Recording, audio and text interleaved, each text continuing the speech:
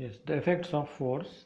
When we study the effect of force, it is found that none of the effects of force can be experienced when there is no effort. It is important to remember that none of these actions can take place without the action of force. An object cannot move by itself, or it cannot change its speed by itself, it cannot change direction by itself or change the shape. So this law you will study in 9th class, and this law was given by Newton and it was called the Newton's law of inertia. You will read it in 9th class, but Newton said that an object will remain in the state of rest or in the state of motion till the time an external force acts on it.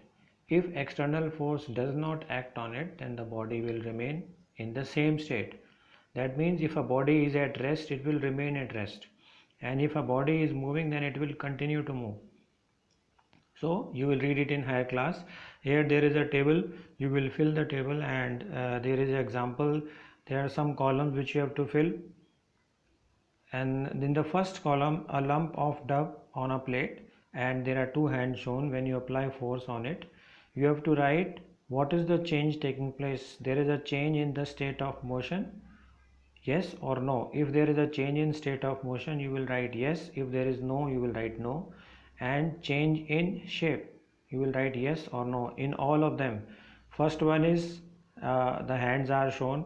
Second one is a spring lined in the, so there is a spring shown here. You have to again write that what is the change in the state of motion.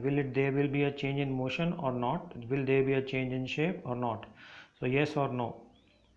A rubber band suspended.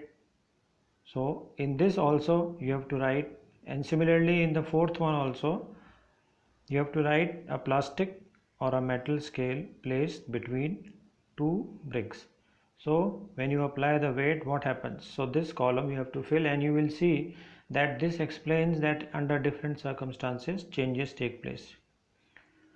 The next point after this is the types of force. There are two types of forces. One is a contact force and the second is non-contact force. Contact force, as the word says, the forces in which there is a contact between two bodies.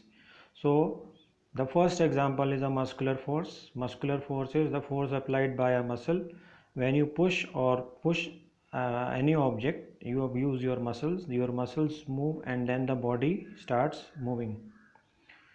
Generally, to apply a force on any object, your body has to be in contact with the body. So this is example of contact force.